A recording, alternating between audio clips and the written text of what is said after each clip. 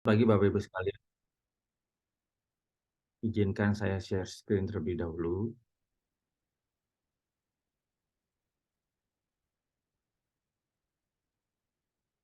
Baik, tema saya pagi ini adalah limitless atau tidak terbatas. Saya akan mulai dengan kisah ini Bapak Ibu sekalian. Kisah tentang seorang tentara yang ateis, ya. Di antara marinir-marinir Amerika yang berperang melawan Jepang pada Perang Dunia Kedua, ada seorang pemuda berusia 21 tahun bernama Kopral William Devers yang menyatakan dirinya ateis atau tidak percaya Tuhan. Tak satupun argumen, kutipan Alkitab, atau dorongan, bahkan paksa dari teman-teman marinirnya, sesama marinir, atau pendeta tentara yang dapat menggoyahkannya. Selama Kompi Mayor 1 menghadapi Jepang, sejumlah unit terbunuh dan pendeta tentara terluka. Dalam kesakitan yang amat sangat, pendeta tentara itu memanggil Devers. Dia mengatakan, di kantongku sebelah kiri, ambillah, kumohon. Semalam aku bermimpi. Dalam mimpiku, malaikat menampakkan diri dan mengatakan bahwa aku harus membuatmu mengambil Alkitab ini. Ambillah nak, kumohon. Jadi ada Alkitab saku ya, yang ada di pendeta tentara itu dan mau diberikan kepada Devers. Akhirnya Devers memasukkan Alkitab itu ke dalam kantongnya untuk menyenangkan hati pendeta tentara yang terluka itu. 20 menit kemudian, pasukan Kopral Devers disergap dan tertangkap oleh patroli tentara Jepang. Dan sebelum dia menyadari atau mengetahui apa yang telah terjadi, dia telah tergeletak di tanah. Pikirannya menghadapi kegelapan dan ia pikir ia sedang sekarat, dijemput maut. Ketika dia sadar, dia merasakan luka tembak di dadanya, namun anehnya tidak ada darah sama sekali. Peluru menembus ke dalam Alkitab yang dibawanya di dalam kantong, bersarang di kitab Mazmur 91 ayat 7 yang berbunyi demikian. Walau 1.000 orang rebah di sisimu dan 10.000 di sebelah kananmu, tetapi itu tidak akan menimpamu. Jadi ini adalah kisah apa yang dialami oleh Kopral William Dever. Bapak Ibu sekalian, kalau kita bicara tentang limitless atau ketidakterbatasan ya, ini adalah lambang yang berlaku di dalam matematika ya. Simbol tak hingga atau simbol tak terhingga dalam bahasa Inggrisnya itu infinity symbol. Ya, merupakan simbol matematika yang mewakili konsep tak terhingga. Simbol ini disebut juga sebagai lemniskat yang dinamai dari bentuk yang serupa dengan dalam geometri aljabar, yaitu kurva lemniskat. Simbol tak hingga pertama kali dipakai dalam matematika oleh John Wallis pada abad ke-17. Walaupun simbol ini memiliki sejarah yang panjang dalam pemakaian lainnya, dalam matematika simbol tak hingga seringkali diartikan sebagai proses tak hingga potensial daripada nilai tak hingga atau tak hingga aktual. Jadi ini adalah simbol yang berlaku umum, infinity simbol atau simbol ketidakterbatasan atau tak hingga. Baik, saya masuk dalam firman Tuhan Bapak Ibu sekalian mengenai Raja Asyur melawan Hizkia dan Yesaya yang ada di dalam 2 Tawari 32. Saya bacakan, ia mengangkat panglima-panglima perang yang mengepalai rakyat, menyuruh mereka berkumpul kepadanya di halaman pintu gerbang kota dan menenangkan hati mereka dengan kata-kata, kuatkanlah dan teguhkanlah hatimu. Janganlah terkejut terhadap Raja Asyur serta seluruh laskar yang menyertainya. Karena yang menyertai kita lebih banyak daripada yang menyertai dia. Yang menyertai dia adalah tangan manusia, tetapi yang menyertai kita adalah Tuhan Allah kita, yang membantu kita dan melakukan peperangan kita. Oleh kata-kata Hizkia, Raja Yehuda itu, rakyat mendapat kepercayaannya kembali. Jadi rakyat mendapatkan kepercayaan dirinya kembali karena keyakinan, ya, diyakinkan oleh Raja Hizkia, ya. Itu adalah merupakan pernyataan iman, deklarasi iman, klaim kemenangan untuk melucuti kekuatan-kekuatan musuh, ya, yang disampaikan oleh Hizkia dengan gagah berani. Sesudah itu di ayat 9, Sanherib, Raja Asyur yang sedang mengepung Lakis dengan seluruh kekuatan tentaranya mengutus beberapa pegawai ke Yerusalem kepada Hizkia Raja Yehuda dan kepada semua orang Yehuda yang ada di Yerusalem dengan pesan, beginilah titah Sanherib Raja Asyur. Apakah yang kamu harapkan? Maka kamu tinggal di Yerusalem yang terkepung ini. Bukankah Hizkia memperdayakan kamu supaya kamu mati kelaparan dan kehausan dengan mengatakan, Tuhan Allah kita akan melepaskan kita dari tangan Raja Asyur. Bukankah Hizkia ini yang menjauhkan segala bukit pengorbanan dan mesbah Tuhan itu, dan berkata kepada Yehuda dan Yerusalem, hanya di depan satu mesbah kamu harus sujud menyembah dan membakar korban di atasnya. Tidakkah kamu ketahui apa yang aku dan nenek moyangku lakukan terhadap semua bangsa-bangsa negeri-negeri lain? Apakah para Allah bangsa-bangsa segala negeri itu pernah berhasil melepaskan negeri mereka dari tanganku? Siapa daripada semua Allah bangsa-bangsa yang sudah ditumpas nenek moyangku itu dapat melepaskan bangsanya dari tanganku? Masakan Allahmu dapat melepaskan kamu dari tanganku? Nah, ini adalah intimidasi, Bapak Ibu sekalian. Intimidasi yang dilakukan oleh Sanherib, Raja Asyur, di mana dia mengutus orang-orangnya dia untuk mengintimidasi, ya, menyebarkan hoax, nyinyir, berita bohong, pemutarbalikan fakta, pelecehan pada Tuhan, ya, karena dia dibilang masakan apa kamu bisa dilepaskan dari tangan aku, ya kan? Masakan Allahmu dapat melepaskan kamu dari tanganku? Yaitu merupakan pelecehan kepada Tuhan, ya. Tujuannya itu menghancurkan mental lawan, menebarkan teror, menimbulkan rasa takut, menimbulkan kegelisahan di dalam bangsa Israel pada waktu itu. Nah, di ayat 15 dikatakan, sekarang janganlah Hizkia memperdayakan dan memujuk kamu seperti ini. Masih ya, intimidasi ya. Janganlah percaya kepadanya, karena tidak ada Allah dari bangsa atau kerajaan manapun yang dapat melepaskan bangsanya dari tanganku dan dari tangan nenek moyangku. Lebih-lebih lagi Allahmu itu tak akan dapat melepaskan kamu dari tanganku. Dia percaya diri banget si Sanherib nih, Raja Asyur ya. Dan masih banyak lagi yang diucapkan pegawai-pegawai Sanherib itu menentang Tuhan Allah dan menentang Hizkia. Jadi terus diomongin ya, disebarkan terus berita-berita hoaxnya ya, intimidasinya. Ia menulis juga surat yang penuh cela dan hujat terhadap Tuhan Allah Israel. Bunyinya, sebagaimana para Allah, bangsa-bangsa segala negeri lain tidak dapat melepaskan bangsanya dari tanganku, demikian pula Allah Hizkia tak akan dapat melepaskan bangsanya dari tanganku. Dan mereka berseru dengan suara nyaring dalam bahasa Yehuda kepada rakyat Yerusalem yang ada di atas tembok untuk menakutkan dan mengejutkan mereka supaya mereka dapat merebut kota itu. Jadi disebarkan terus berita hoax, intimidasi, berita bohong, pemutarbalikan fakta, pelecehan pada Tuhan supaya mereka mentalnya penduduk Yehuda gentar dan ciut gitu ya. Mereka berbicara tentang Allah Yerusalem seperti tentang para Allah bangsa-bangsa di dunia adalah buatan tangan manusia. Di ayat 20 dikatakan, tetapi oleh karena itu, Raja Hizkia dan Nabi Yesaya bin Amos berdoa dan berseru kepada sorga. Lalu Tuhan mengirim malaikat yang melenyapkan semua pahlawan yang gagah perkasa, pemuka, dan panglima yang ada di perkemahan Raja Asyur. Sehingga ia kemalu-maluan kembali ke negerinya. Kemudian ia, yaitu Raja Sanherib, Raja Asyur, ditewaskan dengan pedang oleh anak-anak kandungnya sendiri ketika ia memasuki rumah Allahnya.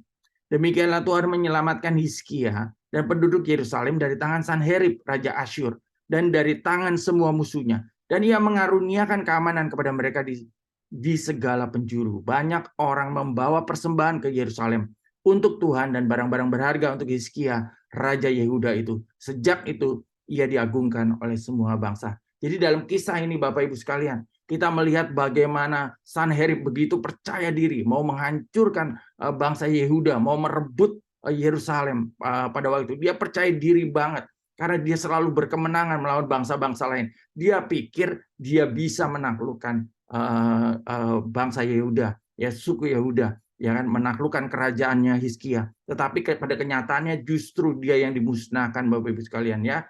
Ini kita bisa lihat bagaimana Tuhan, jawaban Tuhan, pertolongan dari Tuhan, kemenangan dari Tuhan, jawaban doa dan akhir penantian dari peperangan yang terjadi antara Asyur dengan Yehuda. Ya, kita lihat di sini bagaimana Tuhan campur tangan, Tuhan cawe-cawe, istilahnya Pak Dedi ya.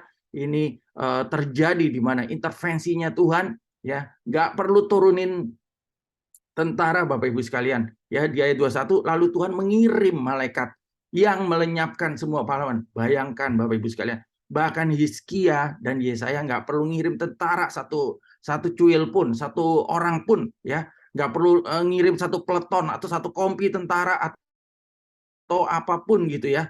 Nggak, ini udah berhadapannya udah bukan dengan manusia lagi ya. Si Raja Asyur itu Sanherib langsung berhadapan dengan Tuhan karena dia menghujat Tuhan dan mencela Tuhan ya.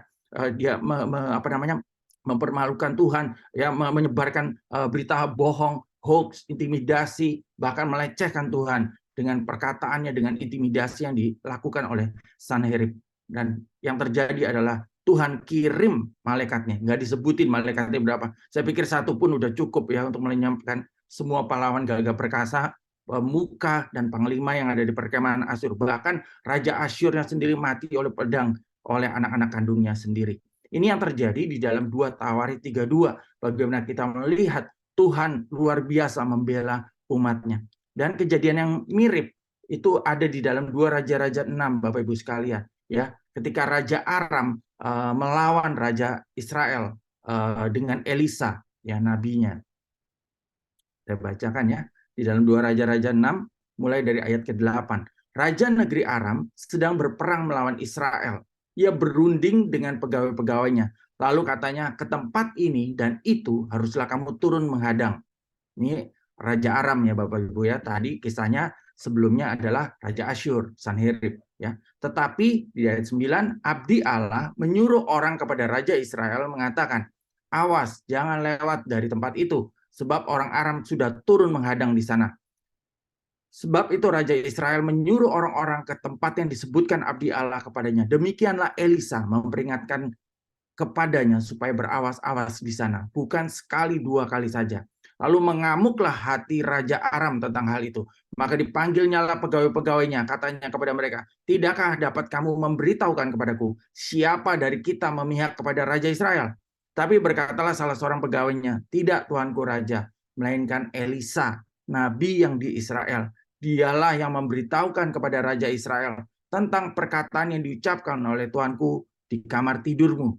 Berkatalah raja, pergilah melihat di mana dia, supaya aku menyuruh orang menangkap dia.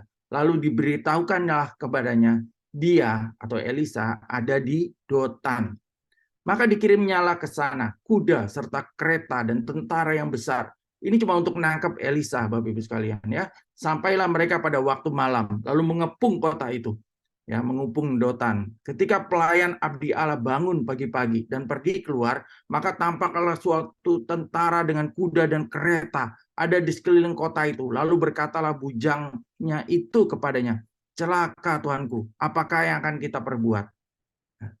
Jawab Elisa, jangan takut, sebab lebih banyak yang menyertai kita daripada yang menyertai mereka. Ini kata-katanya mirip Bapak Ibu sekalian, dan peristiwanya mirip-mirip gitu. Yang terjadi sebelumnya, ketika Raja Asyur maju menyerang Hizkia dan Nabi Yesaya, di situ pun Hizkia pun berkata, jangan takut, sebab lebih banyak yang menyertai kita daripada yang menyertai mereka. Lalu berdoalah di ayat 17 kata, lalu berdoalah Elisa, ya Tuhan, bukalah kiranya matanya supaya ia melihat. Maka Tuhan membuka mata bujang itu sehingga ia melihat, tampaklah gunung itu penuh dengan kuda dan kereta berapi sekeliling Elisa. Ketika orang-orang Aram itu turun mendatangi dia, berdoalah Elisa kepada Tuhan, butakanlah kiranya mata orang-orang ini. Maka dibutakannyalah mata mereka sesuai dengan doa Elisa. Jadi Bapak Ibu sekalian, kalau di sini kita lihat juga bagaimana Tuhan cawe-cawe, Tuhan turun tangan, nggak perlu kirim tentara, nggak perlu kirim pasukan.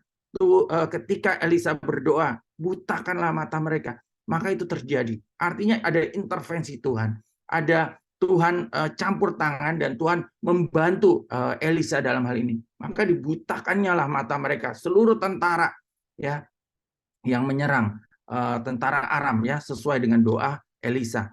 Kemudian berkatalah Elisa kepada mereka, bukan ini jalannya dan bukan ini kotanya, ikutlah aku, maka aku akan mengantarkan kamu kepada orang yang kamu cari. Lalu diantarkannyalah mereka, jadi semua pasukan itu ngikutin ya, karena pada buta semua ya. Lalu diantarkanlah mereka ke Samaria. Segera sesudah mereka sampai ke Samaria, berkatalah Elisa, ya Tuhan, bukalah mata orang-orang ini supaya mereka melihat. Lalu Tuhan membuka mata mereka sehingga mereka melihat dan heran. Mereka ada di tengah-tengah Samaria, mau nyerangnya ke Dotan, tapi tiba-tiba mereka adanya di Samaria, ya, di bawah ya. Lalu bertanyalah Raja Israel kepada Elisa tatkala melihat mereka. Jadi langsung ketemu nih dengan pasukan Israel dengan Raja Israel. Raja Israel nanya pada Elisa tatkala melihat mereka, kubunuhkah mereka, Bapak? Tetapi jawab Elisa, jangan. Biasakah kau bunuh yang kau tawan dengan pedangmu dan dengan panahmu? Ya, artinya ini hukum perang, Bapak Ibu sekalian. Kalau udah tawanan tidak boleh dibunuh, ya. Kalau udah tawanan itu nggak boleh dibunuh, ya. Kecuali dalam medan perang, ya. Ketika berperang itu boleh saling membunuh. Tetapi ini udah ditawan, ya. Udah nggak bisa apa-apa gitu ya. Ya, dikatakan jangan. Biasakah kau bunuh yang kau tawan dengan pedangmu dan dengan panahmu?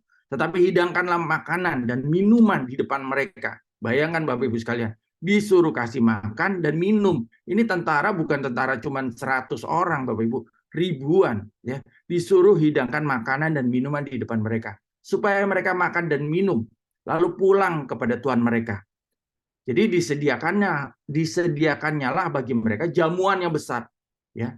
Jamuan yang besar untuk ribuan tentara Aram yang menyerang. Tadinya niat membunuh, ya. Dikasih makan, maka makan dan minumlah mereka. Sesudah itu dibiarkannya mereka pulang kepada Tuhan mereka. Sejak itu tidak ada lagi gerombolan-gerombolan Aram memasuki negeri Israel, ya. Jadi perlakuan Tuhan dengan Raja Asyur berbeda dengan perlakuan Tuhan dengan pasukan Aram, ya. Yang terjadi berbeda. Saya mencoba mempelajari kenapa ya perlakuannya berbeda. Apa yang terjadi? Ternyata di 2 Raja-Raja 5, Bapak Ibu sekalian, kalau Bapak Ibu nanti lihat, ya, di situ ada panglima pasukan Aram, ya, yang kita kenal dengan Jenderal Naaman, ya, yang udah ketemu dengan Elisa, dan mereka dan kita tahu ceritanya dia sembuh dari sakit kusta ketika berendam 7 kali di Sungai Yordan, ya.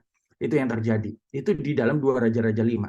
Nah, kemudian di 2 Raja-Raja 6 ini kan yang memerintahkan menyerang itu raja, ya. Dan saya pikir ini bukan pasukannya Naaman, ya, mungkin pasukan yang berbeda lagi atau periode yang berbeda. Nah, ini menyerang Elisa. Mungkin dia nggak tahu juga kejadian yang terjadi dengan Naaman, ya, sembuh oleh Elisa di Sungai Yordan, ya. Artinya ada utang budi sebenarnya kan.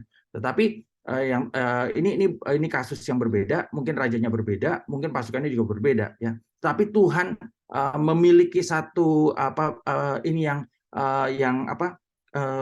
penyelesaian yang berbeda juga, ya. Jadi ketika ini nggak dibunuh, pasukan-pasukan ini nggak ditumpas waktu mereka nyerang Elisa, tetapi malah dikasih makan terus disuruh pulang, Bapak Ibu sekalian, ya. Ini adalah solusi damai, bukan jalur perang, bukan hukum perang yang berlaku, out of the box solution. Jadi Tuhan memberi satu penyelesaian yang out of the box, ya. Ini nggak pernah terjadi. Bayangkan Bapak Ibu sekalian kalau lagi perang Rusia lawan Ukraina, terus kemudian pasukannya Putin tuh, pasukan Rusia nyerang ke Ukraina, terus kemudian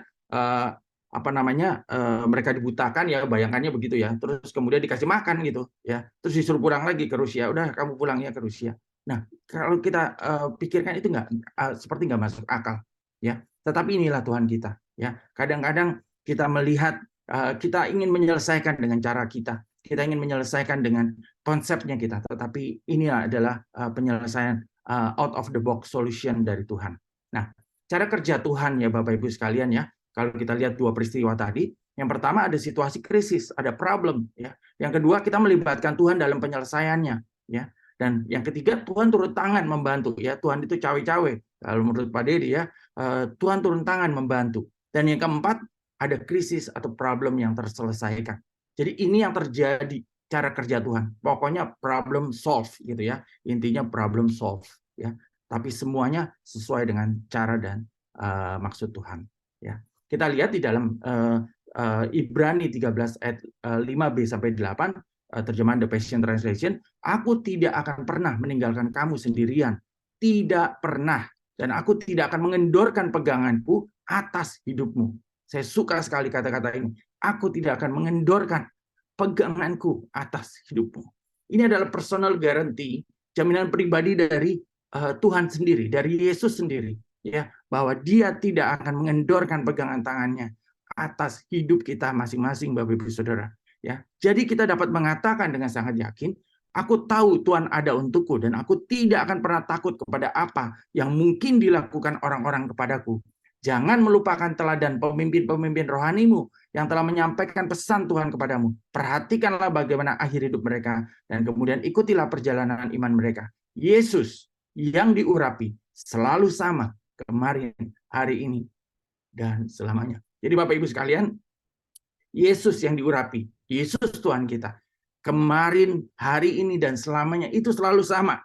Ya, tidak akan mengendorkan pegangan tangannya atas hidup kita masing-masing. Bahkan dia katakan tidak akan pernah, tidak pernah ditegaskan lagi, tidak pernah meninggalkan kita. Ini adalah personal guarantee, jaminan pribadi. Tuhan sendiri yang menyertai kita. Tuhan sendiri yang akan menolong kita. Tuhan sendiri yang akan membebaskan kita dan memulihkan kita. Apa yang sebenarnya tidak terbatas dari Allah? Kita lihat bahwa pribadinya benar-benar Allah yang tidak terbatas, ya, omnipresent, omnipotent.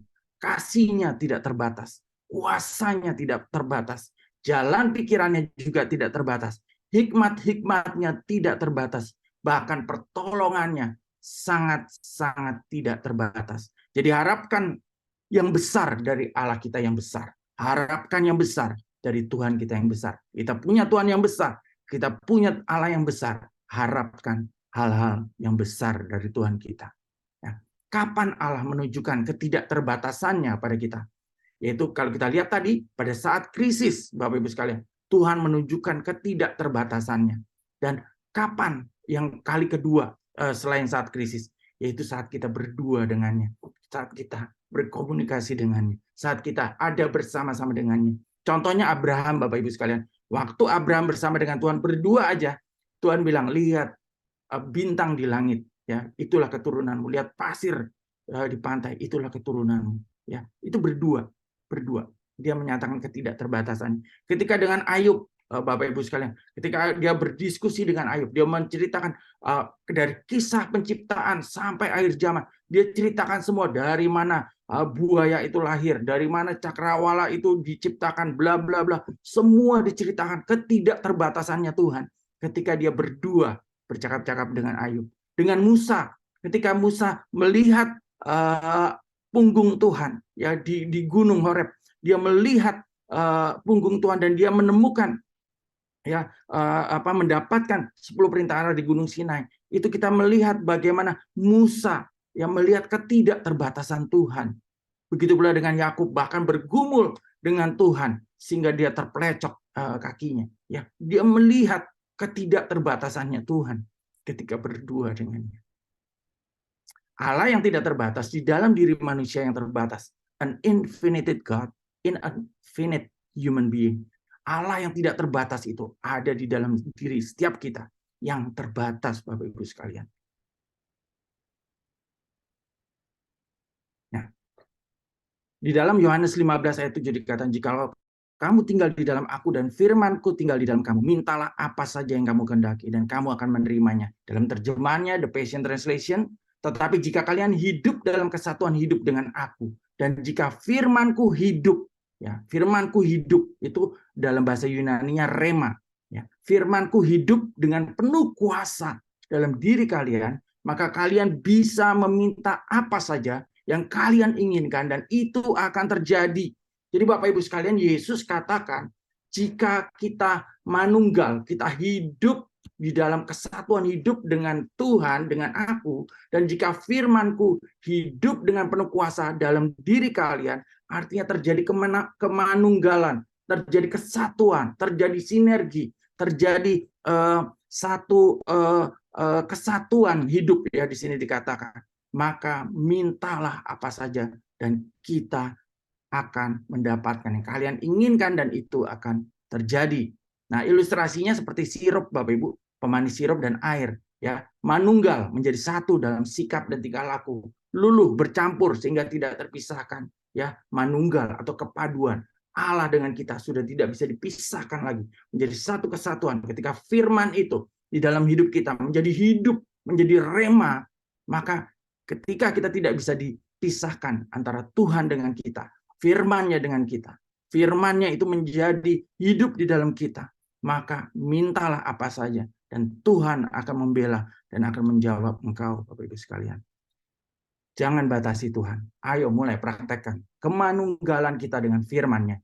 baik dalam perkara-perkara kecil yang kita hadapi sehari-hari, kemudian beranjak pada perkara-perkara yang lebih besar lagi. Jadi mulai praktek Bapak Ibu sekalian, hari ini problem apa, masalah apa yang harus diselesaikan, ayo praktekkan firman, bergaul dengan firman, hidupkan firman itu, manunggal dengan firman Tuhan yang ada di dalam kita, maka kita akan melihat karya Tuhan yang besar, ketidakterbatasannya Tuhan dalam segala hal, di dalam kehidupan kita, dalam keluarga kita, di marketplace, dimanapun saudara ditempatkan, saudara akan melihat kemuliaan Tuhan, dan Tuhan akan memakai saudara lebih dahsyat lagi. Your life is in God's hand, and He has unlimited power for your good. Hidupmu ada di dalam genggam tangan Tuhan, dan Ia memiliki kuasa tak terbatas untuk setiap kebaikanmu. Saya selesai Bapak Ibu sekalian, dan besok Bapak Ibu akan bertemu lagi di dalam Morning Chapel pada Zoom, link Zoom yang sama, waktu yang sama dengan pembicara kita akan diberkati oleh Bapak Stephen Monika. Saya selesai dan mari kita berdoa. Bapak yang Maha Baik, terima kasih Tuhan. Engkau Allah yang luar biasa. Engkau Allah yang besar Tuhan. Engkau tidak terbatas. Tuhan ajari kami Tuhan hari ini. Ketika kami mendengar firman-Mu, untuk kami manunggal dengan firman-Mu. Untuk firman-Mu hidup dan berkuasa di dalam hidup kami. Supaya kami bergerak Tuhan. Sebagaimana Tuhan bergerak. Untuk kami melakukan perkara-perkara besar yang Engkau inginkan. Untuk kami kerjakan dan lakukan. Terima kasih Tuhan. Kiranya berkat-Mu turun atas seluruh peserta Zoom meeting pada pagi hari ini di Morning Chapel Tuhan. Berkat yang Kau janjikan kepada Abraham, Ishak, dan Yakub, yaitu berkat keberhasilan, keberuntungan, kesuksesan, perkenanan Tuhan, pertolongan Tuhan, kemurahan Tuhan, dan kemudahan dalam segala sesuatu, dan pelayanan malaikat menyertai kehidupan-Mu sepanjang hari ini sampai Tuhan datang kedua kalinya. Dan terimalah berkat ini di dalam nama Bapa, Putra, dan Roh Kudus. Haleluya. Amin. Tuhan memberkati dan selamat hari Senin. Makasih.